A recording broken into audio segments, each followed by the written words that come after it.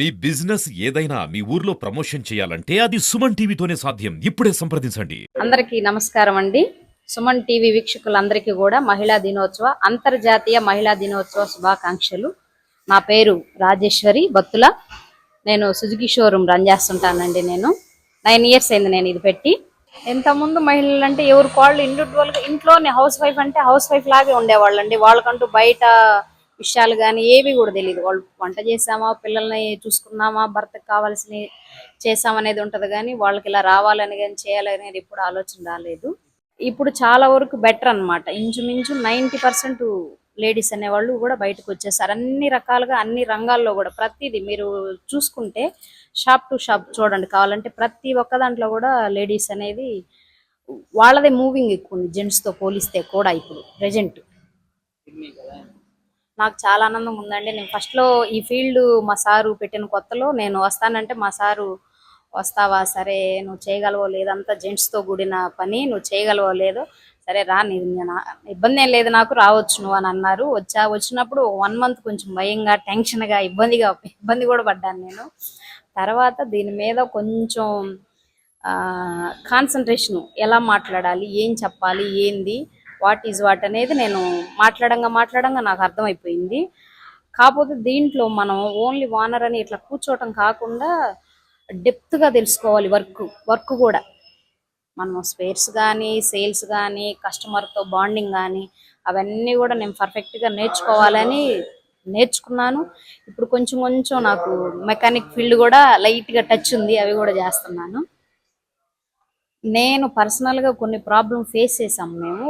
ఆ problem face చేయటం వల్లనే నేను ఈరోజు ఈ స్టేజ్లో కూర్చున్నానని నా ఫీలింగ్. ఎందుకనంటే మనకు ఏదో జరిగిందని, ఏదో అయిపోయిందని భయపడి అక్కడే ఉండిపోకుండా ధైర్యంగా, సరే ఇది జరిగింది కదా, ఇది మళ్ళీ రిపీట్ అవ్వకూడదు అని చెప్పి ధైర్యంగా నిర్ణయం తీసేసుకొని ముందుకు వెళ్ళిపోయాను నేను. ఏదైతే ఏదైందని అంటే మనకి శత్రువులు అనేవాళ్ళే మనకి మంచి గైడ్లైన్స్ ఇస్తారని నా ఫీలింగ్. వాళ్ళు కొన్ని పాయింట్స్ వల్ల నేను ఈరోజు స్థిరంగా నిలబడ్డాను. కొంతమంది ఉన్నారు మేము ఫెయిల్ అవ్వడానికైతే.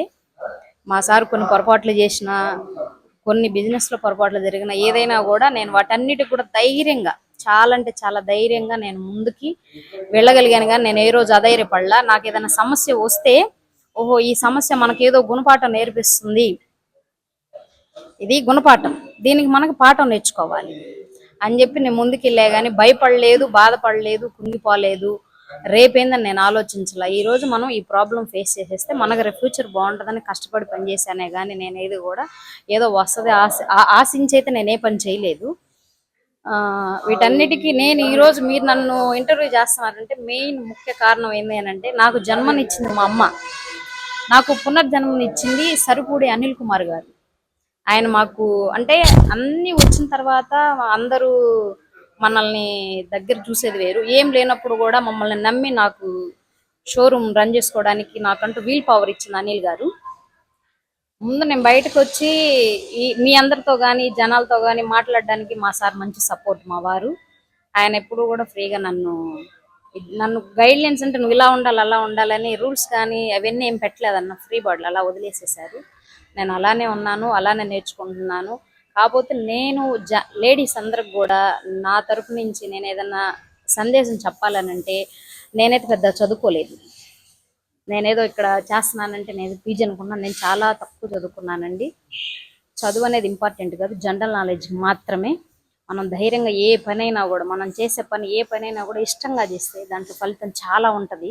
నేను పర్సనల్గా అనుభవం. ఎందుకనంటే నేను చాలా చిన్న ఫ్యామిలీ, రైతు ఫ్యామిలీలో నుంచి వచ్చాను.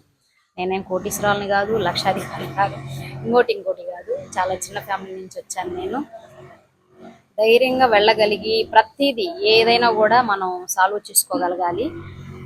మన పర్సనల్ లైఫ్ కానీ, ప్రొఫెషనల్ లైఫ్ కానీ చిన్న చిత్తగా ప్రాబ్లమ్స్ ఉంటాయి. ఆ ప్రాబ్లమ్స్ అన్నీ కూడా అధిగమించి మనం వెళ్ళాలి, కానీ నిరుత్సాహపడకూడదు. ఇది నా డెసిషన్, నా ఓను ఫీలింగు, నా పర్సనల్ ఫీలింగ్, అంతేగాని ఒకళ్ళది నాకు తెలీదు. కాకపోతే ఏమి నేను పెద్దగా ఇంగ్లీష్ కూడా నాకు రాదు, అసలు ఇంగ్లీష్ కూడా నాకు రాదు.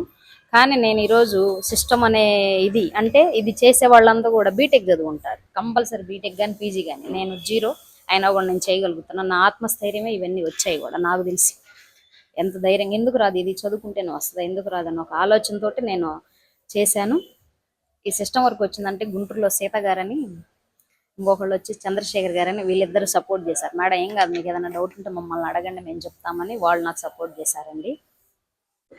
వాళ్ళ సపోర్టు, మా ఫ్యామిలీ సపోర్టు, మా స్టాఫ్, అంటే పేరుకి స్టాఫ్, మేమంతా ఫ్యామిలీ మెంబర్ లాగే ఉంటాము, ఫ్యామిలీ లాగే ఉంటుంది కూడా. ఇది మహిళ అనే దాంట్లో అర్థం ఉంది.